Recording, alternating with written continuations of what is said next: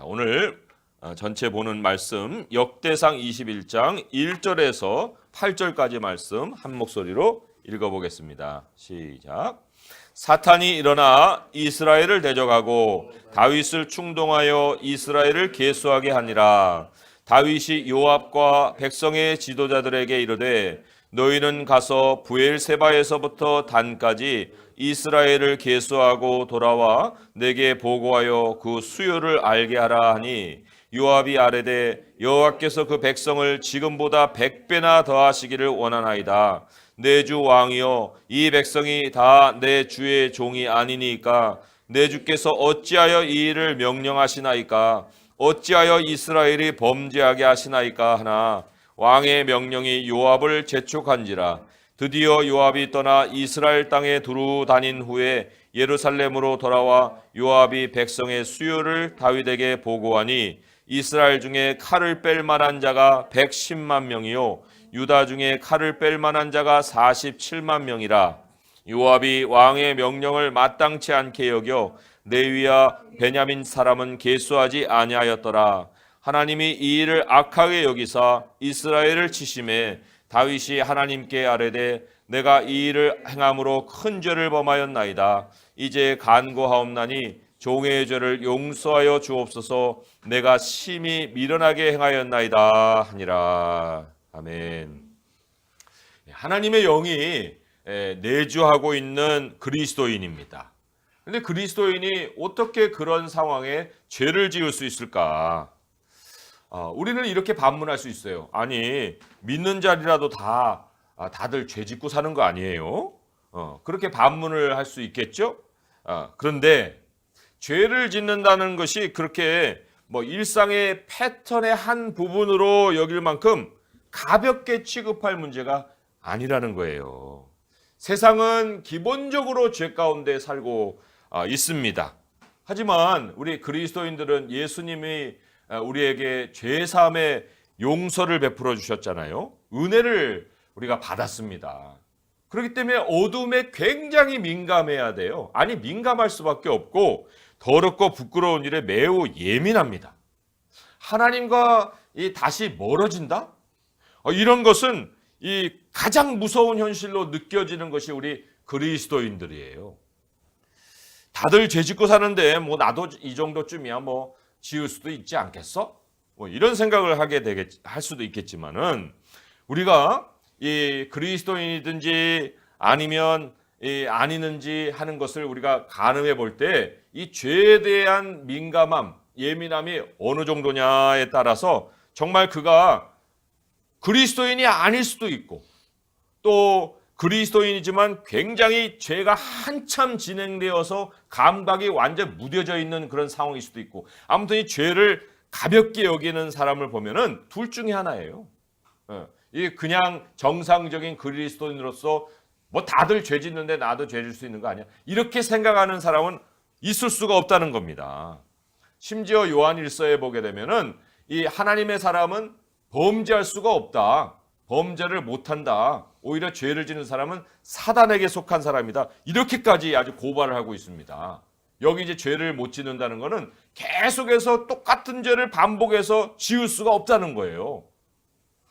어쩌다가 지을 수는 있지만 그게 굉장히 마음을 괴롭히기 때문에 그거의 문제를 해결하지 않고는 그 다음을 넘어갈 수 없는 그게 바로 진정한 그리스도인이다. 그런 얘기예요. 만약에 그런데도 죄가 이 매우 심각한 경우인데도 죄를 깨닫지 못한다. 이러면 이제 한참 진행된 후에도 그렇게 무감각해졌다. 하나님이 그때는 극약 처방을 쓰십니다. 그 극약 처방이 바로 고린도전서 5장 5절인데 여기에 뭐라고 얘기했냐면요. 우리가 굉장히 의아해할 수 있는 말씀 하나가 나와요. 고린도전서 5장 5절이 이런 자를 사탄에게 내주었으니 이는 육신은 멸하고 영은 주 예수의 날에 구원을 받게 하려 함이라. 육신을 사탄에게 내준다. 이게 무슨 얘기예요? 바로 이게 재앙을 겪게 하신다는 얘기예요. 물론 하나님이 온전한 모든 일을 통제하고 계시긴 하지만 죄를 범하는 사람이 스스로 어둠으로 자꾸 기어들어가고 거기에서 그냥 자리를 차지하고 앉아서 그냥 살고 눌러 살고 그게 뭐 잘못된지도 모르고 그냥 무딘 상황으로 살고 있으면 하나님이 그 사람이 어둠에 있다는 것을 깨닫게 해주시려고 오히려 그 어둠 속에 살아갈 수 있도록 그냥 계속 방치하신다는 거예요. 그리고는 그 재앙의 결과를 겪게 하신다. 심지어 가장 그 최악의 경우에는 그 재앙으로 죽을 수도 있습니다. 죽는다는 게 무슨 의미냐? 그 사람이 더 이상 죄를 짓지 못하게 하시고 그 영혼은 구원을 받게 하신다는 그런 얘기예요. 그러니까 극약 처방으로 하나님이 그 목숨을 걷어가실 수도 있다. 더 죄를 지으면은 그 이상으로는 회복이 안 되니까 죽음으로 걷어가실 수도 있다는 아주 경고가 이 고린도전서 5장 5절의 말씀이거든요. 오늘 1절에 사탄이 등장합니다. 이 등장하는 이 사탄, 왜 여기서 사탄이 등장할까? 그 이유는 다른 데 있는 게 아니에요. 여기서 다뤄지는 범죄가 얼마나 심각한 지경에 이른지 이걸 아주 단적으로 보여주는 증거이기 때문에 그런 거예요. 갑작스럽게 다윗이 범한 범죄가 아니라는 겁니다. 예, 하나님의 근심이 아주 극약 처방을 해야 할 만큼 그 범죄에 대한 생각이 깊어져서 나온 악행이었다는 거예요. 참 이 동일한 사건을 기록하고 있는 사무엘하 24장도 있는데 거긴 사탄이 안 나와요. 사무엘하 24장 1절에는 주어가 여호와로 기록이 되어 있거든요. 이렇게 기록이 되어 있습니다.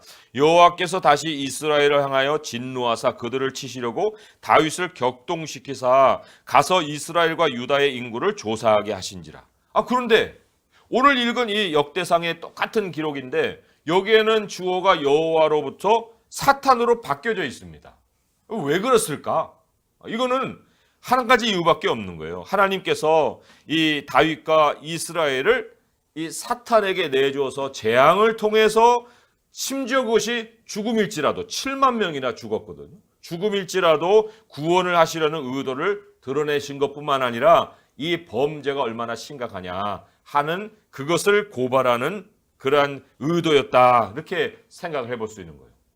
더군다나 이게 이 하나님이 이 다윗이 평소의 생각이 어떠한 것이냐 하는 것을 알려주려고 우리에게 이 말씀을 쓴 건데 다윗이 늘 인구를 계수하고 싶은 욕구에 사로잡혀 살고 있었다.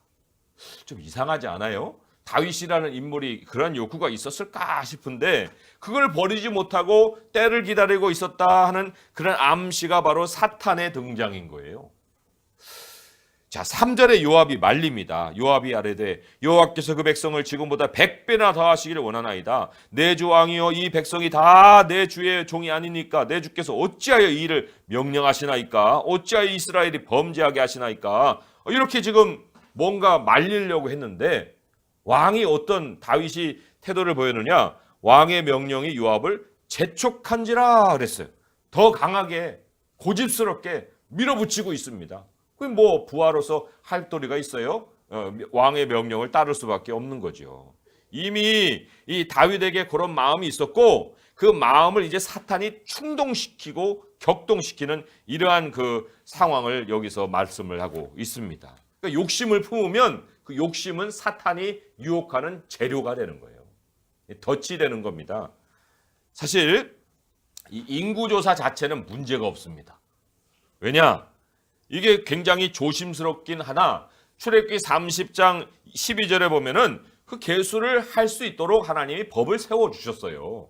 그러나 그 계수할 때에 한 가지 조건이 있습니다. 뭐냐면 생명을 대신하는 속전을 하나님께 바쳐라. 계수를 받는 모든 백성이 일일이 다 자기의 생명의 속전을 하나님께 바쳐야 된다. 그러지 않을 때는 질병으로 인해서 너희들이 고통을 당할 것이다. 이런 그 경고를 딱 전제하고 계수의 율법을 세워주셨습니다. 이게 무슨 뜻이에요? 이거는 한순간도 사람들이 스스로 야 우리는 큰 세력이야 이런 생각을 못하게 막으신 거예요. 더군다나 누구도 하나님께 생명의 빚을 지고 있다. 이게 이 모든 백성들이 하나님의 소유다. 하나님께 생명의 빚을 지고 있다는 것을 계수를 통해서 또한 확인하게 하시는 그런 의도가 또 있는 거예요. 그런데 지금 여기에 인구조사했는데 뭐 생명의 속전을 바쳤다는 얘기 있습니까? 전혀 없습니다. 그러니까 이거는 하나님의 율법에도 어긋난 큰 범죄를 저지른 거예요. 굉장히 큰 범죄를 저지른 것이다. 인구조사 자체가 죄가 아니라면은 여기에서의 죄는 뭐였느냐? 다윗이 가진 동기입니다. 이 동기. 하나님은 외모를 보지 않고 중심을 살피는 거예요.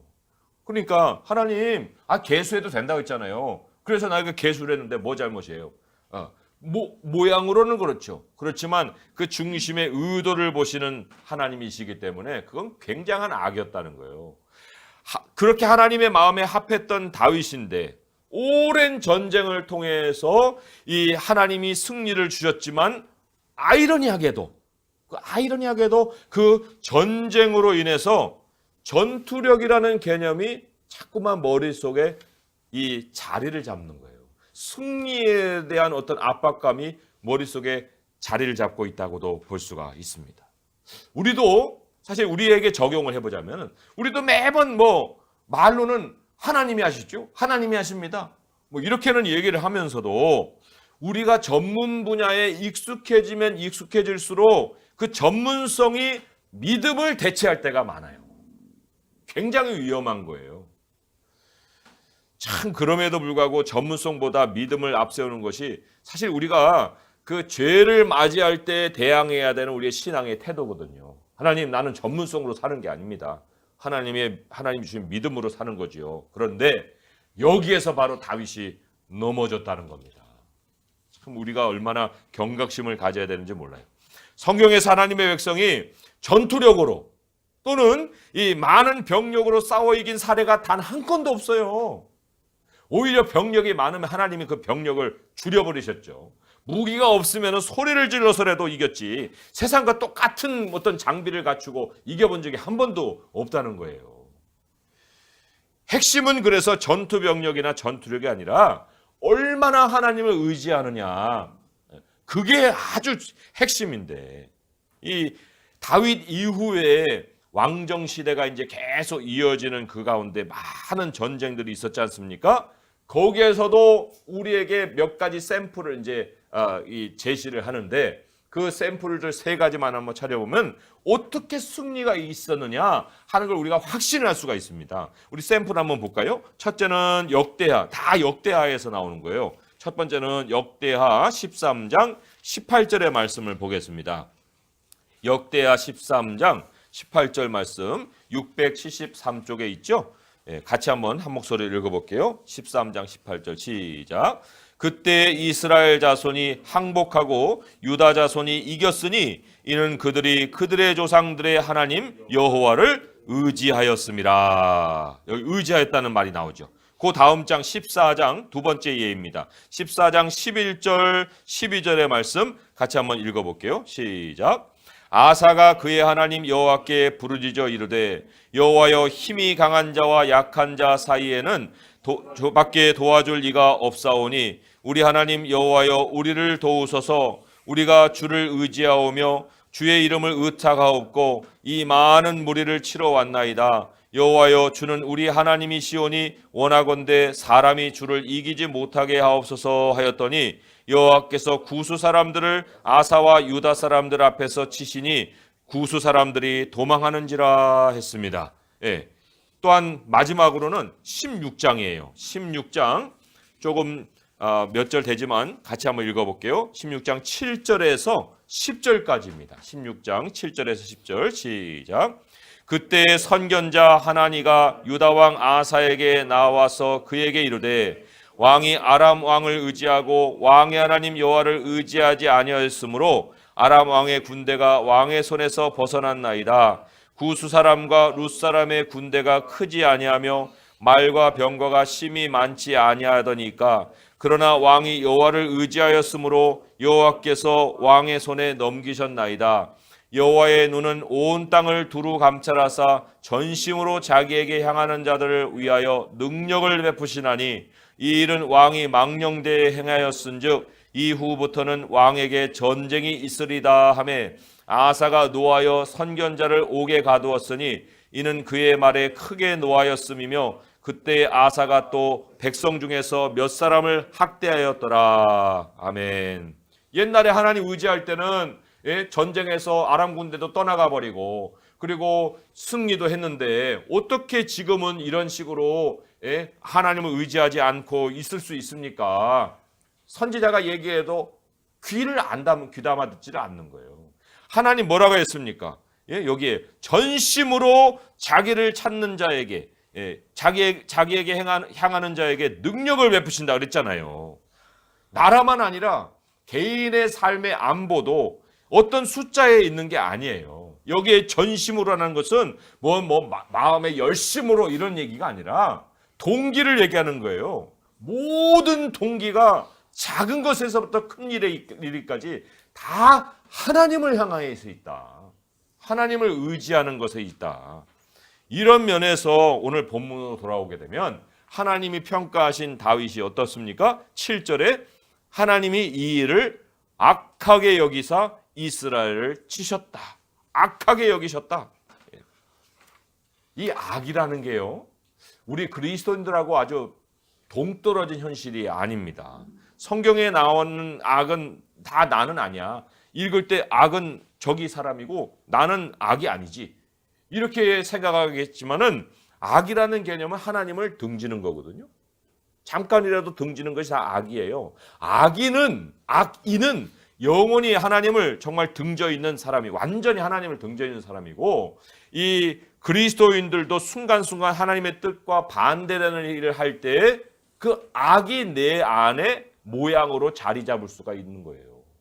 우리가 악인은 아니지만 그 다윗처럼 이 하나님의 뜻과 전혀 무관한 일을 만약에 잠시가 아니고 오랫동안 계속한다, 이래버리면 잠깐 내 삶의 악의 모양이 찾아왔다 사라지는 게 아니고 하나님이 악하게 여기시는 지경에 이르는 거예요.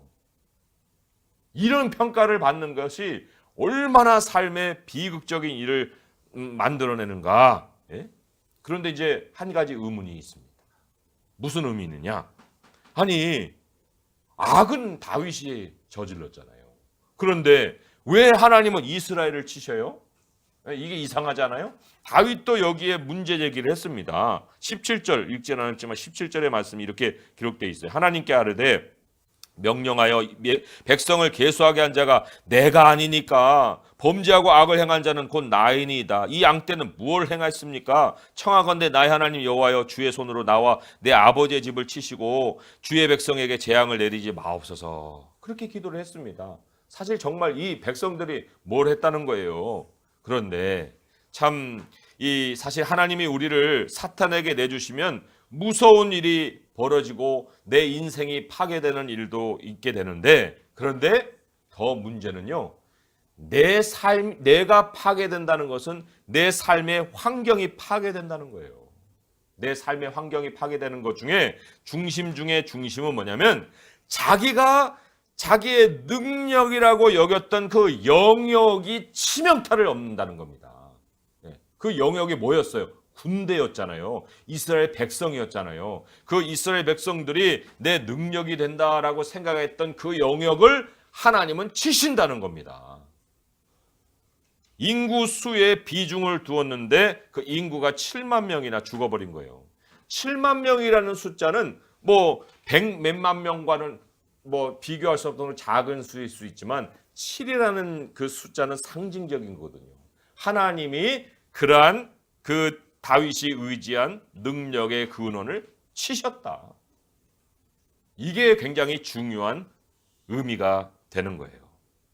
이러한 문제가 발생하지 못하도록 미연에 방지하지 못해서 큰 고통이 임했지만은 일단 일이 벌어지면 우리 그리스도인들은 하나님의 영이 살아있는 자들이기 때문에 당장에 이러한 일들에 대해서 하나님 앞에 무릎을 꿇을 수 있어야 됩니다.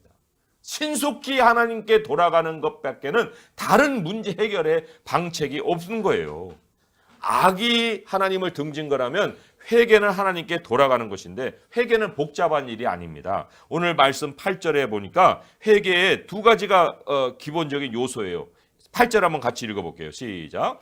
다윗이 하나님께 아뢰되 내가 이 일을 행함으로 큰 죄를 범하였나이다. 이제 간구하옵나니 종의 죄를 용서하여 주옵소서. 내가 심히 미련하게 행하였나이다 하니라. 첫째는 죄를 인정해야 됩니다.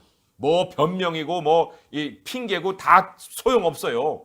하나님 나 죄 졌습니다. 그거 인정해야 됩니다. 두 번째로는 하나님 내게 용서를 베풀어 주세요. 용서의 강구가 있어요. 아주 단순한 거예요. 하나님 나 죄 졌습니다. 잘못했습니다. 하나님 나 용서해 주세요. 그거 위에 뭐가 더 필요합니까? 회개가. 복잡하게 설명할 것도 없는 거예요. 그리고 암묵적으로 하나를 우리가 더 받아들이는 것이 있어야 되는데 뭡니까? 죄로 인해서 벌어지는 모든 결과는 내가 감수하겠습니다. 이것이 또한 절대적으로 회개하는 사람의 마음속에 딱 받아들일 수 있는 현실로 이 자리를 잡아야 되는 거예요. 상황이 하나님의 손에 있잖아요. 근데 뭐 회개했다고 하나님 요거는 조금 봐주시고 저거는 조금 안 일어나게 해주시고 이렇게 또 우리가 딜을 하는 게 아닙니다. 회개는 내가 잘못했습니다. 하나님 용서해 주세요. 그리고는 모든 상황은 하나님 손에 있습니다. 그것까지 받아들이는 그것을 우리가 회개라고 말씀을 할 수가 있는 거예요. 여기 12절 13절에 보니까 하나님이 그 재앙에 대해서 선택을 하라고 하는데 다윗이 이렇게 선택하잖아요. 13절에 보니까 다윗이 가덱에 이르되 내가 공경에 빠졌도다. 여호와께서는 긍휼이 심히 크시니 내가 그의 손에 빠지고 사람의 손에 빠지지 아니하기를 원하나이다. 모든 재앙에 정말 엄청난 그런 많은 일들을 생각할 수 있지만 다윗이 지금 생각한 건 딱 하나예요. 하나님의 손에 내가 나의 삶을 드립니다. 그거예요. 그거 외에 우리가 다른 것까지 나갈 수가 없거든요. 그러면 여기까지가 우리가 할 일인데 여기서부터 하나님이 회개를 받으시고 내가 너를 회복해 주리라. 도대체 그 하나님 회복해 주리라고 하는 표시는 어떻게 우리에게 드러나는 것이냐. 그것을 우리가 생각해 볼 필요가 있습니다. 하나님, 내 죄는 용서받았나요? 하나님 나를 잘못한 것이 내가 기도는 드렸는데 하나님 정말 나 받아주셨어요? 하나님 지금까지도 하나님이 화내시고 나 벌 주시는 거 아니에요? 이렇게 우리가 의심할 때가 있습니다. 근데 요 표시가 바로 하나님이 내가 너의 죄를 용서했느니라 하는 아주 확실한 표시가 됩니다. 그게 뭐예요? 오늘 읽은 말씀 밖에 18절의 말씀을 한번 읽어보겠습니다. 시작. 여호와의 천사가 가덱에 명령하여 다윗에게 이르시기를 다윗은 올라가서 여부수 사람 오르난의 타작 마당에서 여호와를 위하여 제단을 쌓으라 하신지라 했습니다. 제단을 쌓으라 하신지라. 하나님이 나를 예배 자리에 앉히신다는 것이 나의 모든 죄를 사하셨다는 표시입니다. 제단을 쌓으라. 내가 어두운 방 속에서 하나님 나 용서받은 거 맞아요? 하나님 나 더 형벌 내리실 거예요? 하나님 나 죽는 거예요? 이렇게 생각을 할 때 하나님이 아니야. 너 예배 자리로 나와. 그래서 예배 자리에 앉아 예배 드리는 그 순간이 내가 다 하나님께 용서받은 그 자리라는 거예요. 그게 어려운 일이 아니죠. 그런데 이 다윗이 제단을 쌓고 하나님 앞에 예배드렸던 그 장소가 이 하나님께서 솔로몬을 통해서 지은 성전의 터가 됐다는 거예요. 정말 아이러니 아닙니까? 22장 1절을 한번 가보세요. 22장 1절의 말씀에 이렇게 기록이 되어 있죠. 다윗이 이르되 이는 여호와 하나님의 성전이요 이는 이스라엘의 번제단이라 하였더라. 다윗에게 제단 쌓으라 했던 곳이 솔로몬이 성전 지은 성전터가 되었다는 그런 얘기예요. 참 이게 아이러니인 게 다윗 인생에서 뭐 밧세바 사건도 있지만 사실 이 사건이 굉장히 큰 사건이거든요. 그런데 큰 죄가 범해진 그 장소에 하나님의 성전이 세워졌다는 거예요. 예수 그리스도가 많은 사람들의 그 범죄 현장에서 십자가에 달리셨거든요. 그리고는 구원의 은혜를 베풀어 주셨습니다. 범죄 현장에서. 우리가 예수님을 말로만 사랑한다고 하나님 나 사랑합니다. 하다가 엄청난 죄를 지을 수가 있어요. 큰 죄를. 그런데 바로 그 죄악의 현장에서 우리가 예수 그리스도의 큰 사랑을 만나는 거예요. 사랑을 많이, 용서를 많이 받은 사람이 많은 사랑을 한다고 성경에 써 있지 않습니까? 그러니까 이 하나님의 은혜가 얼마나 큰지, 내가 죄악으로 정말 죽지는 않을까 하고 두려움에 벌벌벌 떨고 있는 그 자리에서 예수 그리스도의 큰 사랑을 만난다는 겁니다. 다윗의 말년에 이런 일이 일어났다는 것이 우리에게 큰 경계심을 주지만, 또한 그가 하나님께 돌아가기 전에, 마지막 순간에 인생을 마무리하기 전에 그의 인생에서 가장 큰 은혜를 받았다는 거, 이거는 또한 우리에게 더 감사한 일이 되는 거예요. 성전터가 되는 이 장소를 얻었지 않습니까?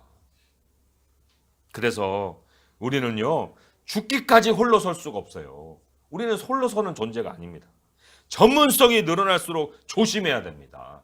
끝까지 전심으로 하나님만 의지해야 됩니다. 어디서요? 예수 그리스도의 십자가 앞에서. 그래서 변함없이 우리 하나님이 우리를 예배자로 부르시는 그 자리가 나에게 용서가 있고 하나님의 긍휼이 있고 또 내게 더 큰 하나님의 은혜가 임할 수 있는 그 자리라 하는 것을 생각하시고, 오늘 이 예배 자리를 하나님께 감사하시고 정말 하나님께 영광 돌릴 수 있는 우리 성도님 될 수 있기를 주님의 이름으로 축원드립니다. 기도하겠습니다. 하나님 아버지, 감사합니다.